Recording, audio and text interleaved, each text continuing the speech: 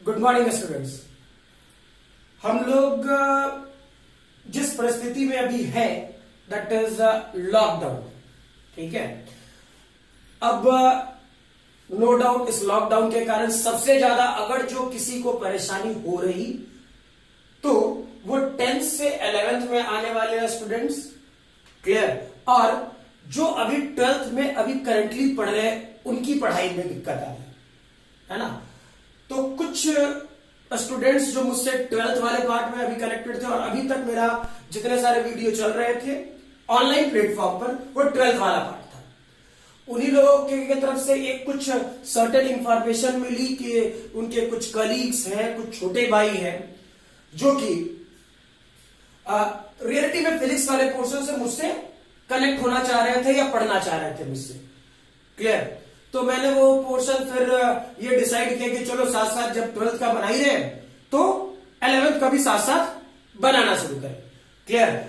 11th वाले portion में एक सेक्शन, हाँ ये 12th वाले स्टूडेंट को पहले बता दे रहा हूं कि मैं बेसिक्स से बिल्कुल 0 लेवल से जैसे 11th में पढ़ाई होती है, क्लियर, वैसे ही शुरू करूंगा। उसमें कोई इफ बट नहीं करना है। हाँ, आप अपने कलीग्स, छोटे भाई जो मुझसे बात कर रहे थे, जो मुझसे काम करने 11th वाले पोर्शन के लेक्चर की डिमांड कर रहे थे, ठीक है, उन सभी के लिए ये कह रहा हूं कि उनके पास अब वीडियोस कंटिन्यूअस पहुंच रही होगी, अवेलेबल होगा। बस जैसे आप 12th में कॉपी और पेन लेके बैठ रहे हैं, सिमिलरली अपने जूनियर्स को ये बात समझाएंगे कि मेरी क्लासेस में आपको कॉपी और पेन लेके बैठे, अदरवाइज बहुत सारी चीजें अचानक स्कीप कर जाएंगी, क्लियर। हाँ, मेरे क्लासेस में अब पहले ये सारी बातें 12th वाले स्टूडेंट जान रहे हैं, 11th वाले स्टूडेंट के लिए अब डायरेक्टली सीधे 11th वाले स्टूडेंट्स पे आता हूं, है ना। 11th वाले स्टूडेंट्स इस चीज का ध्यान रखें कि मेरे वाले क्लास में न्यूमेरिकल्स बहुत सारी होंगी।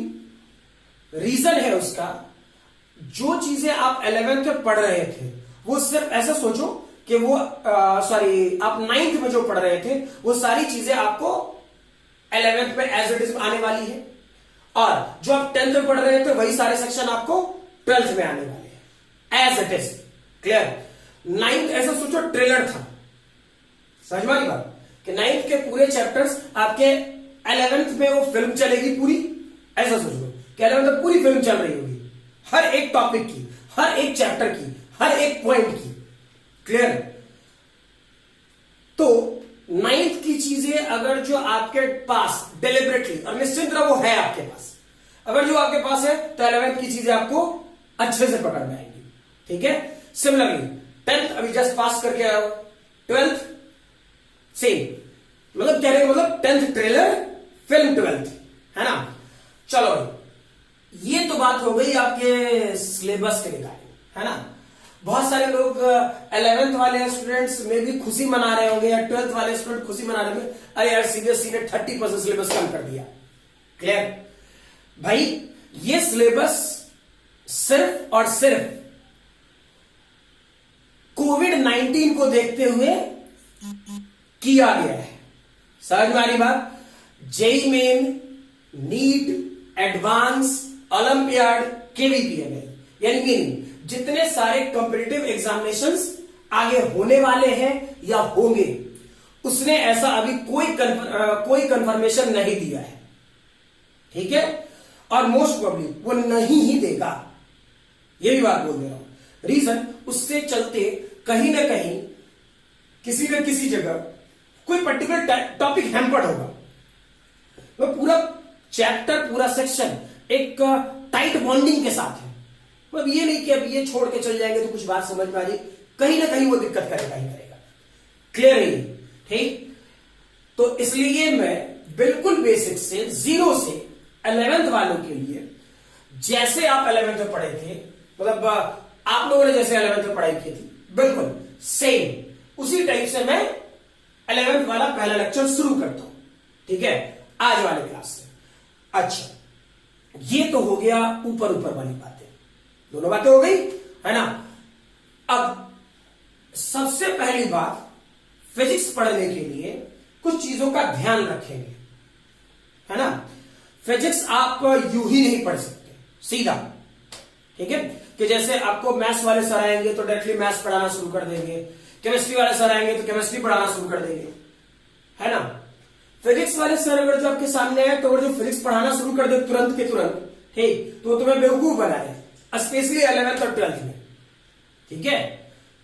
रीजन, जब आप फिजिक्स पढ़ना शुरू करोगे तो फिजिक्स के किसी भी अच्छी बुक्स में, अरे हम और आप नॉलेज कहां से गैदर करेंगे, नॉलेज कहां से लेंगे, बुक से, नॉर्मल सी बात है, ठीक है। तो कोई भी अच्छी बुक, एनीवन, कोई भी, ठीक है, अगर जो हम यूज कर रहे हैं उसका पहला लाइन लिखा पड़ा है physics is the language of mathematics, physics is the language of mathematics, clear, ठीक है। यानी सोचो, स्टेटमेंट पहला आता है physics is the language of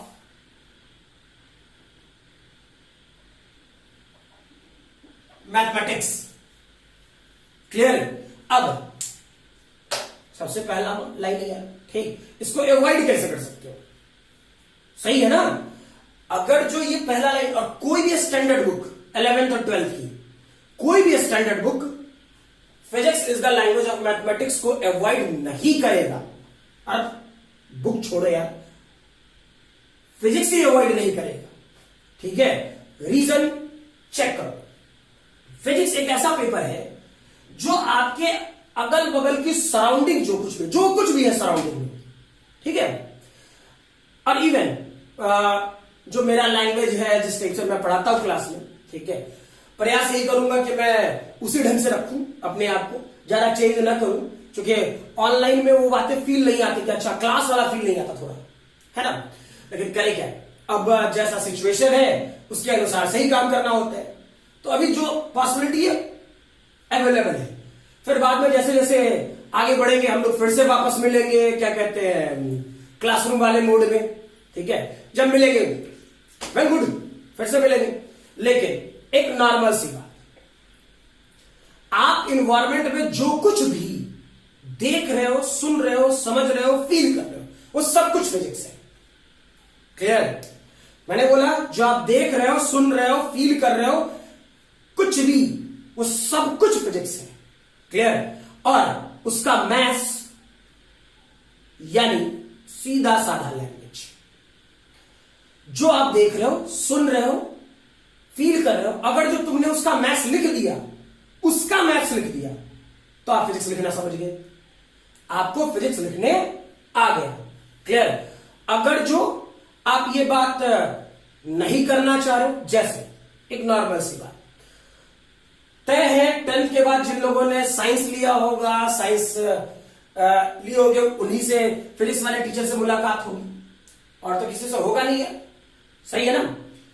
दूसरी चीज कि एक पंगा ये होता फिजिक्स वाले के साथ कि वो जब भी स्टार्ट करेंगे, और अगर जो वो अच्छा काम कर रहे हैं और अच्छा पढ़ाना चाहे, ठीक है, तो वो स्टार्ट करेंगे बेसिक मैथमेटिक्स से, यानी किससे, समझो, लैंग्वेज ऑफ मैथमेटिक्स से, क्लियर है ये।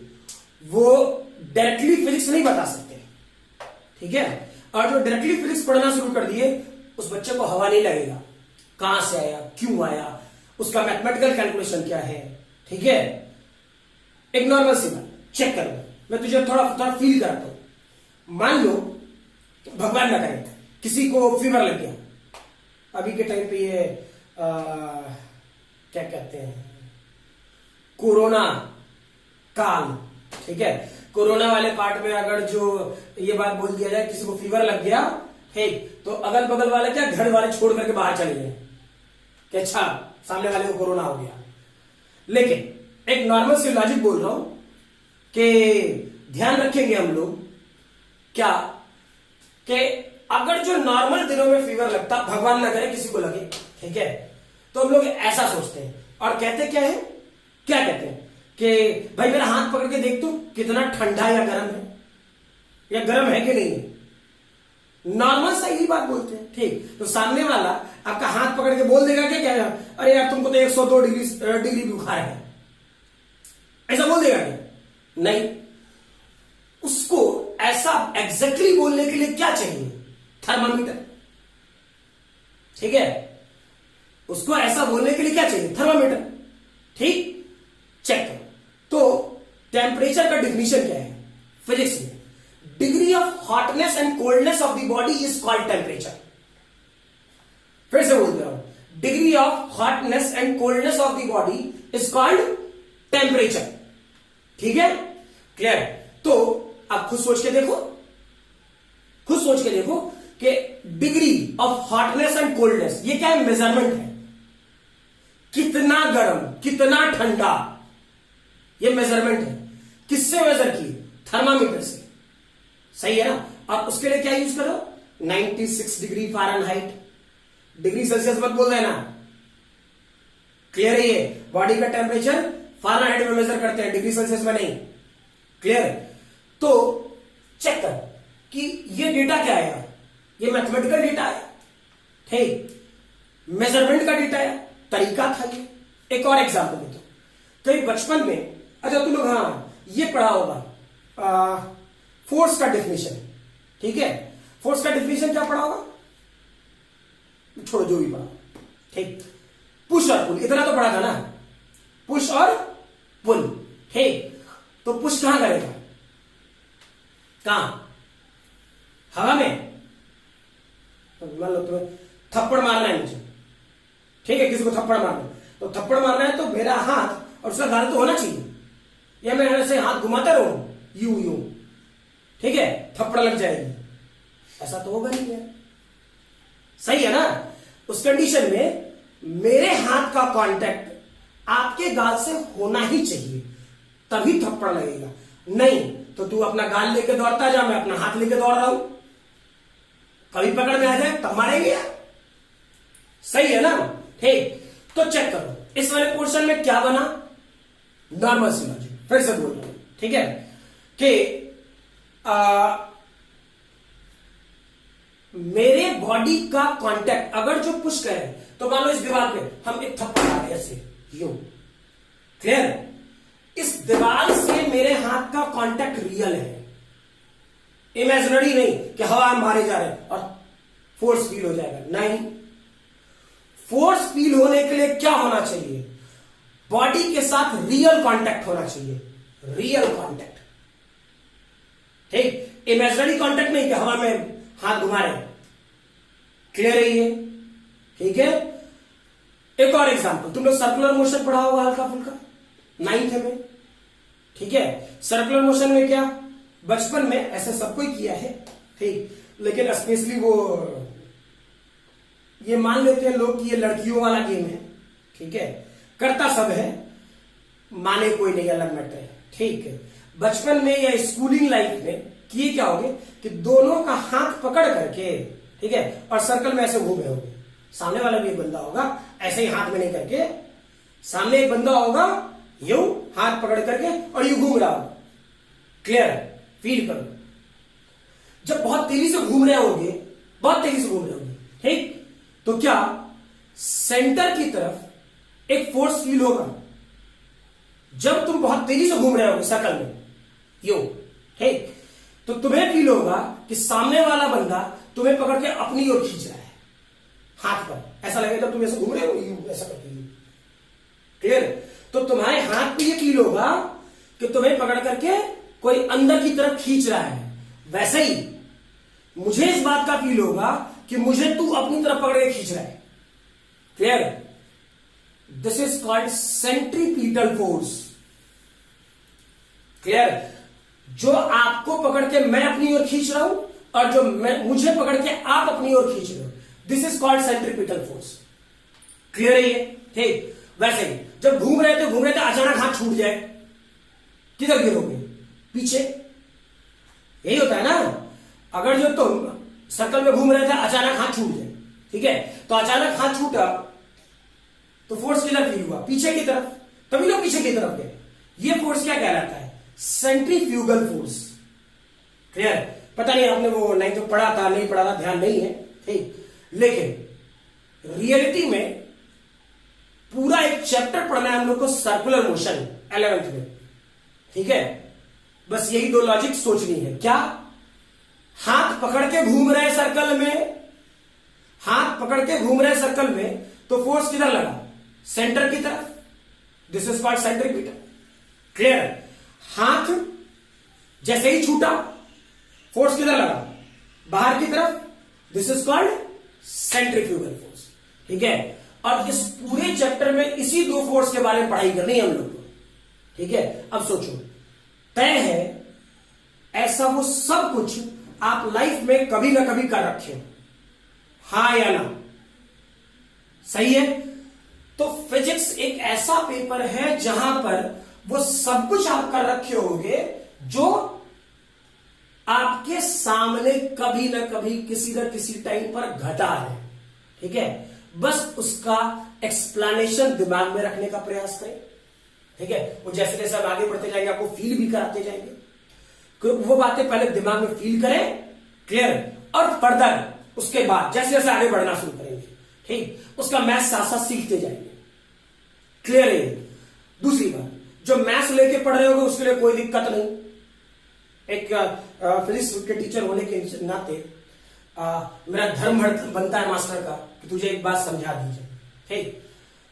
मैथ्स वाले स्टूडेंट को तो फिजिक्स पढ़ना है और मैथ्स पढ़ेंगे ही पढ़ेंगे, नो डाउट, ठीक। लेकिन साइंस के बायो वाले स्टूडेंट कुछ बायो इसलिए लेते हैं, ठीक, कि उन्हें मैथ्स से डर लगता। समझ में आ रही बात? ये भ्रम में कोई ना रहे, स्पेशली बायो वाले स्टूडेंट, कि उन्हें मैथ्स नहीं पढ़नी है, ठीक है। अरे मान लिया मैथ्स नहीं पढ़नी है, फिजिक्स तो पढ़ना है, हाँ या ना? क्लियर है? मान लिया कि मैं मान सकता हूं कि तुझे मैथ्स नहीं पढ़नी है, एक्सेप्टेबल, ठीक।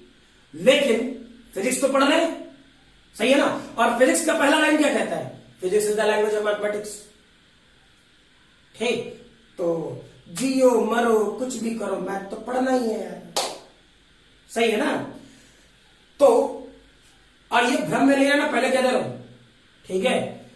बायो वाले स्टूडेंट के लिए कह रहा हूं जो बायो लेके आगे पढ़ना चाह रहे हो, ठीक है, चाहे कोई भी इंस्टीट्यूट हो, एनीवन, ठीक है। अगर जो वो आपको मैथ्स पढ़ने से मना करता है, बायो वाले स्टूडेंट को, वो आपको भ्रम में रख रहा है, बेवकूफ बनाएगा, ठीक है। रीजन, कोई गारंटी नहीं है कि ऑनलाइन प्लेटफॉर्म पे मैं आपको देखने जा रहा हूं या आप मुझे देख रहे हो, ठीक है। क्लियर? कोई नहीं जान रहा है, लेकिन मेरा धर्म है कि मैं तुम्हारे साथ गलत ना करूं, ठीक है।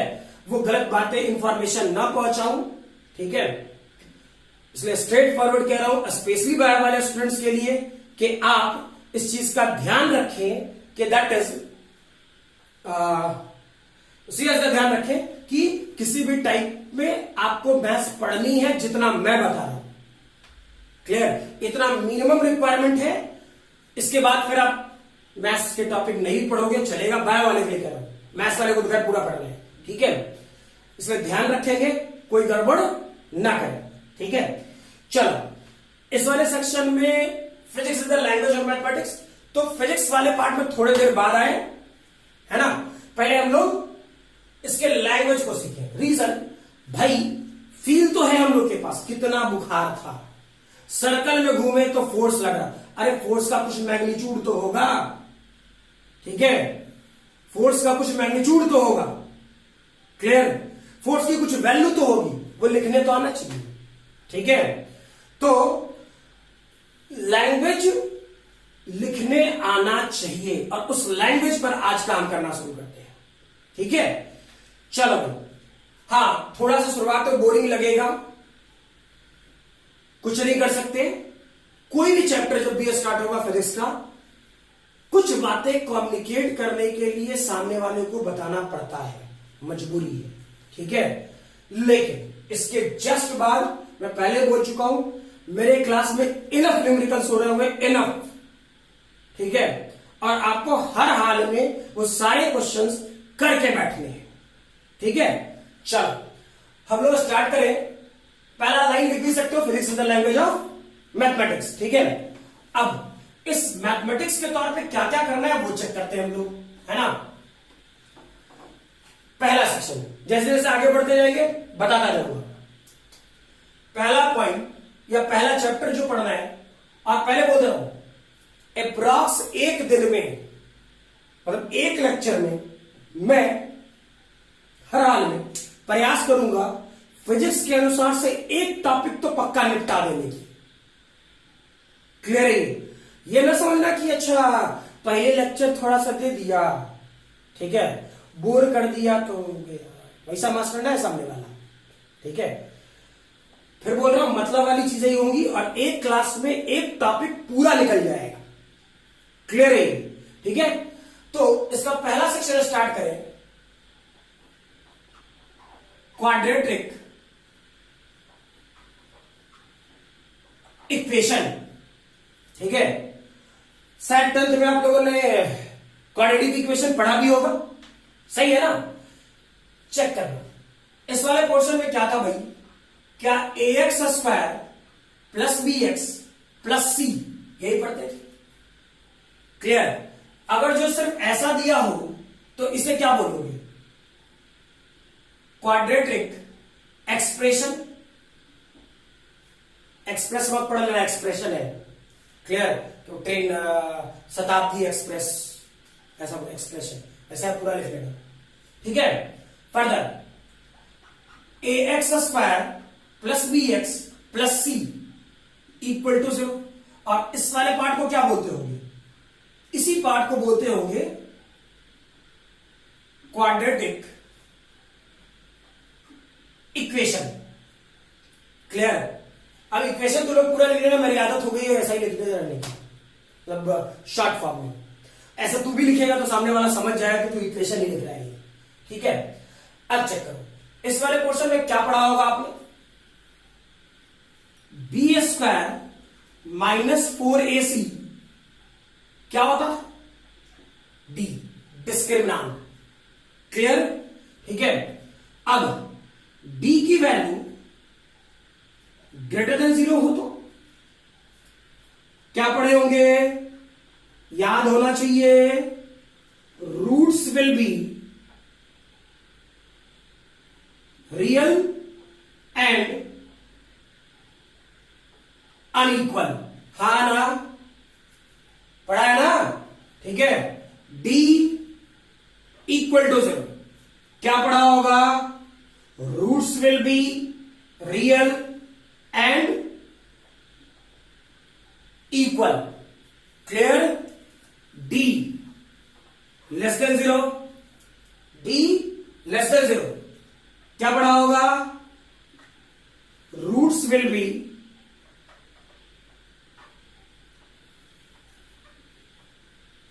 इमेजिनरी। क्लियर, ठीक है। अब ध्यान देना, थोड़ा देर बाद आता हूं।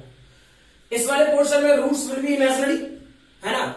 फिजिक्स में हम लोग को ये पहला पॉइंट मान लो, ये ए पॉइंट, ये बी पॉइंट, ये सी पॉइंट, डिस्क्रिमिनेंट के थ्रू जो वैल्यू आती थी। ठीक, फिजिक्स में ए और बी पॉइंट पढ़ना है, सी पॉइंट से क्वेश्चन फिजिक्स में नहीं होगा। क्लियर, ठीक है। मैं साफ साफ हिदायत दे रहा हूं, साफ साफ एक बात कह रहा हूं, इसमें कोई गड़बड़ ना करे कोई भी स्टूडेंट। सामने वाला को आपको ये फील होगा कि मैथ्स पढ़ा रहा है, पहले बोल रहा हूं मैं फिजिक्स पढ़ा रहा हूं। क्लियर, मैं उतनी ही बातें बोलूंगा जितना फिजिक्स के लिए रिक्वायरमेंट है, सिर्फ फिजिक्स के लिए रिक्वायरमेंट है। मैं मैथ्स उतना ही बताऊंगा जितना फिजिक्स में जरूरत है। क्लियर, ए और बी ये दोनों फिजिक्स में भी मिलेगा, मैथ्स में भी मिलेगा, ठीक है। सी पॉइंट ये पूरा पार्ट, इसके पूरे सी के लिए मैथ्स में पूरा का पूरा चैप्टर पढ़ना है। कौन सा, कुछ स्टूडेंट पढ़ रहे होंगे मे बी ऑनलाइन किसी प्लेटफॉर्म पे, सही है ना। इस पूरे पार्ट के लिए आपको कॉम्प्लेक्स नंबर अलग से पढ़ना होगा। क्लियर है ये, ठीक है। लेकिन ये पार्ट फिजिक्स में नहीं है, ठीक, अच्छा। दूसरी चीज, रूट्स निकालने के लिए कुछ काम करते होगे, याद है? सही है ना? रूट्स निकालने के लिए क्या, मैं डायरेक्टली लिख रहा हूं, एक्स की वैल्यू क्या पड़ता होगा, एक्स इस क्वाड्रेटिक इक्वेशन के लिए minus B plus minus root over B square minus 4ac divided by 2a, यही था ना, यही था ना? क्लियर? तो इस वाले पोर्शन को पहले फटाफट लिख ले, मैं पहले भी कह रहा था, कॉपी और पेन साथ साथ लेके बैठे, फटाफट लिख ले पहले। चलो यहां से इस वाले पोर्शन में लिख चुके होगे, ठीक है, और यहां से आप न्यूमेरिकल साथ साथ शुरू करो बनाना, ठीक है, बिना कोई एफर्ट किए हुए। अच्छा, दूसरी चीज, फैक्टराइजेशन मेथड से, ये फार्मूला पुट करके नहीं, ये फार्मूला पुट करके तो कोई बना लेगा, सही है ना? मैं आपको बोल रहा हूं फैक्टराइजेशन मेथड से सॉल्व करने के लिए, ठीक है? यानी एक क्वेश्चन दे रहा हूं, पहले समझा दे रहा हूं, और शायद ये आता होगा आपको, है ना? चेक करें,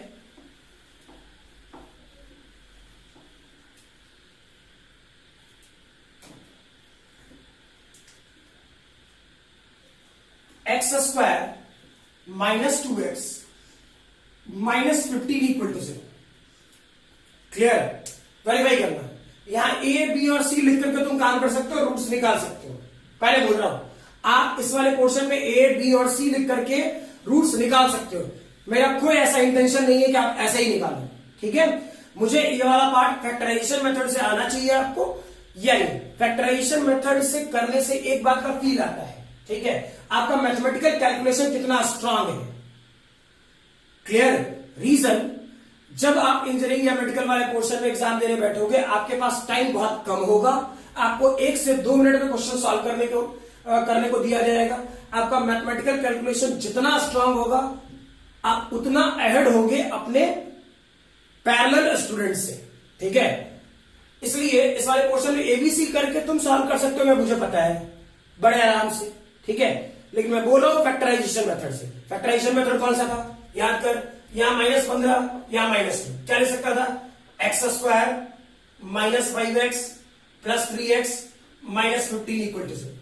एक्स कॉमन लीजिए, x माइनस 5 3, x माइनस 5 0, यानी x प्लस 3 x माइनस 5, यानी क्या कर सकता था, x plus 3 equal to 0 and x minus 5 equal to 0, यानी सॉल्यूशन क्या होता, x equal to -3 and x equal to 5। Clear है ये? ठीक है, मुझे इसी मेथड से सारे कैलकुलेशन चाहिए हर हाल में, ठीक है? मतलब इस वाले क्वेश्चन में बिना कोई इफ बट किए हुए इस चीज का ध्यान रखिए कि आपको फैक्टराइजेशन मेथड से ये डेटा सॉल्व करने आना ही चाहिए, बस। नेक्स्ट दे रहा हूं, फटाफट काम करो। X square 13x plus 30 equal to 0। मैं क्वेश्चन देता जा रहा हूं, फटाफट काम करें सारे लोग।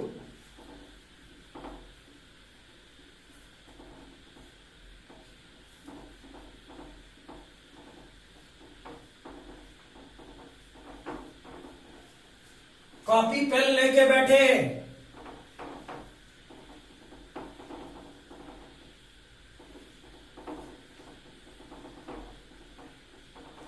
आपकी प्रैक्टिस जितनी अच्छी होगी आप उतने अच्छे होंगे। हो गया? चेक करो, एक्स स्क्वायर इसे क्या लिख सकता था, 10x plus 3x plus 30 equal to 0। x common, x plus 10, 3 common, x plus 10 0, x plus 3, x plus 10 0, x plus 3 equal to 0, x plus 10 equal to 0, x equal to -3, x equal to -10, ऐसा ही तो होता। Clear है ये? Next लिखेंगे फटाफट, x square -2x -8 equal to 0। जल्दी solve करें।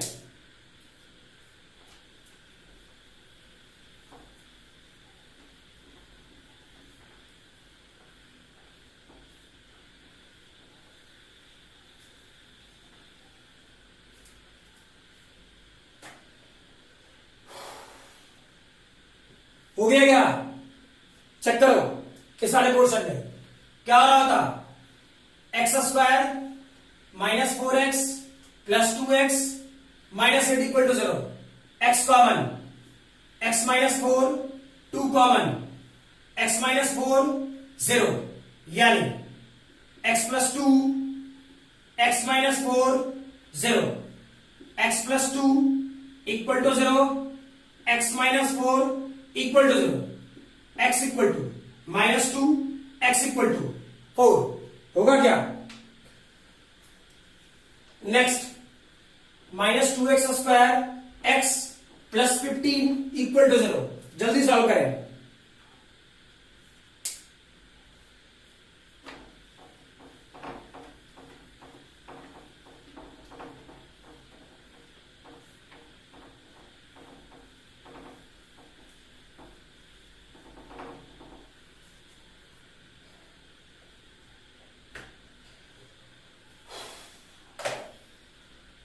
हो गया क्या, चेक करो, -2 और यहां 15, तो -2 और 15 30 -30, गुड। ऐसे ही पढ़ा होगा ना, यहां कॉफिशिएंट और ये वाला पोर्शन को मल्टीप्लाई करता होगा तो -30। अब चेक करो, इसे क्या लिखता, -2x square plus 6x minus 5x plus 15 equal to 0। Check करो, क्या यहां -2x कॉमन ले, x minus 3 5, x minus 3 equal to 0, -2x minus 5, x minus 3 0। Solve करोगे, -2x minus 5 equal to 0, x minus 3 equal to 0, यानी x की value -5/2, x की value 3 आया है क्या। नेक्स्ट लिखे फटाफट, एक्स स्क्वायर एक्स माइनस 6, फटाफट सॉल्व करें।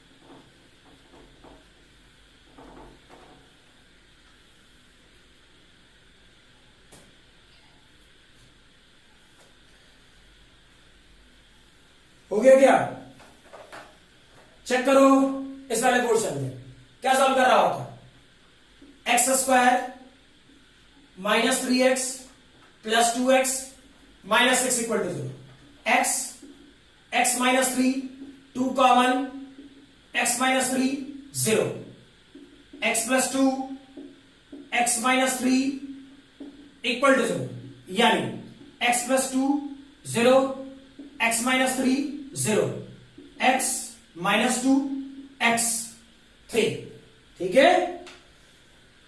फर्दर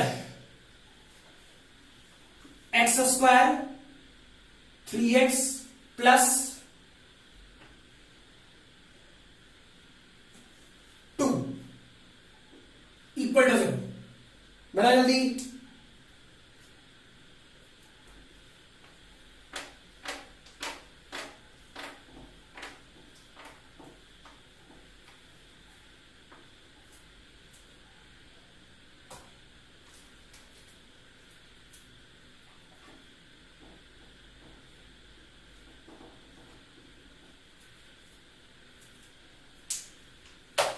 हो गया क्या,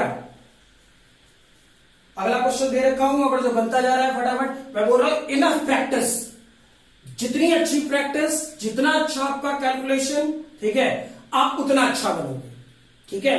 और जितनी बकवास करनी थी पहले कर चुका हूं, ठीक।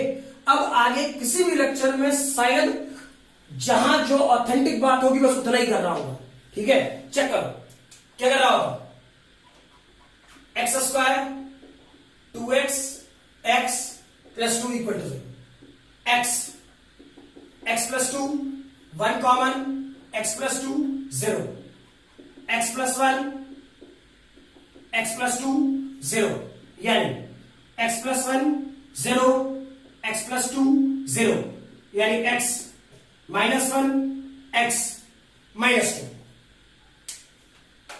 जल्दी करें,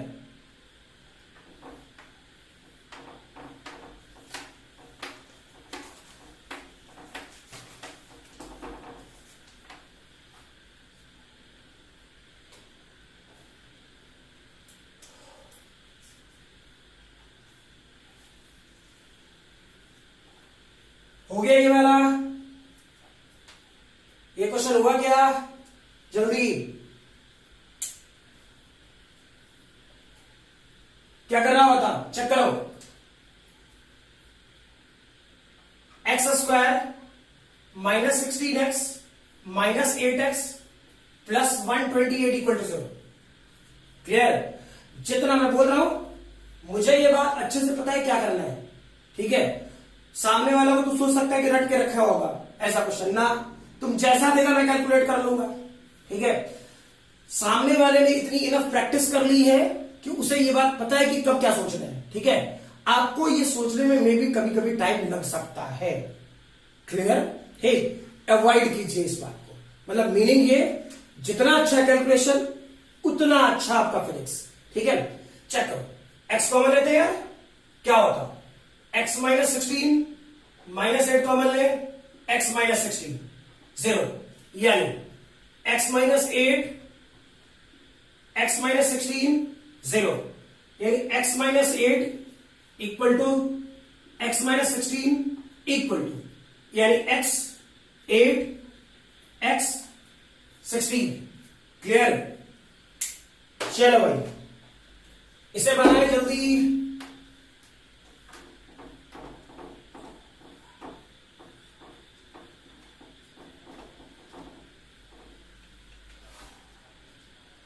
हो गया क्या? चेक करो इस वाले पोर्शन में, x square minus 4x plus 4, x common, x minus 4 minus 1 x minus 4 0, x minus 1 x minus 4 0, यानी x minus 1 equal to 0, x minus 4 equal to 0, x की वैल्यू 1 और एक्स की वैल्यू 4 आया होगा सबका। क्लियर ना? ठीक है, चलो यहां तक बातें क्लियर है ना? ठीक है, थोड़ा इत्मीनान से सोच लो जो जो बातें बोली गई, ठीक है? उसके बाद हम लोग फर्दर बात करें।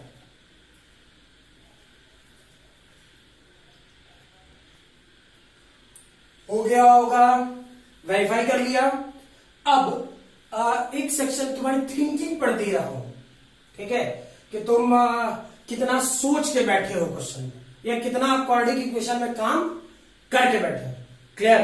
और मोस्ट प्रोबेबली ये एक या दो क्वेश्चन जो दे रहा हूं वो मैं आपको अगले लेक्चर में डील करूंगा। ये मैं आज आप लोग पर छोड़ रहा हूं कि आज आप लोग इस वाले पोर्शन में थोड़ा थिंकिंग सोच के बैठो, ठीक है? फिर कह रहा हूं एक सेक्शन आपको आता है, ठीक है? ये भ्रम में मत रहना कि तुमको मास्टर टफ क्वेश्चन देके चला गया है। सिर्फ आपकी जजमेंट करने के लिए, आपको जज करने आता है या नहीं, ठीक है? चलो इस वाले पोर्शन में 3 to the power 2x plus 1 plus 3 square equal to 3x plus 3 plus 3 to the power x, ये पहला क्वेश्चन। इसी टाइप का एक और क्वेश्चन है,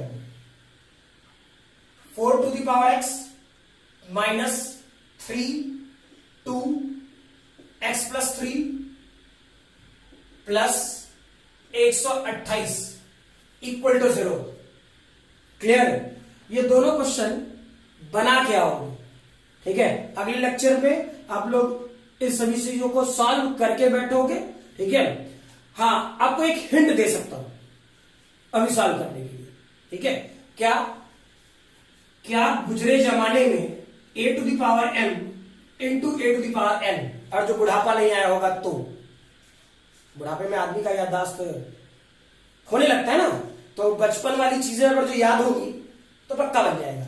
a to the power m into a to the power n का formula a to the power m plus, ऐसा होता था। Clear? a to the power m divide by a to the power n, क्या किसी गुजरे जमाने में ऐसा पढ़ रखे हो? क्लियर? अच्छा, a to the power m into n, ऐसा क्या ऐसा हो सकता है या फिर? ठीक, पहले बोल रहा हूं ये क्लास 8 के आसपास का है, ठीक है? भ्रम में मत रहिएगा कि आपको वहां से टफ क्वेश्चन देके चला गया है, सामने वाला बोलता टफ है नहीं। ठीक, अगर जो ये लॉजिक ध्यान है, पक्का ये दोनों क्वेश्चन बनेगा। ठीक है, चलो नेक्स्ट क्लास।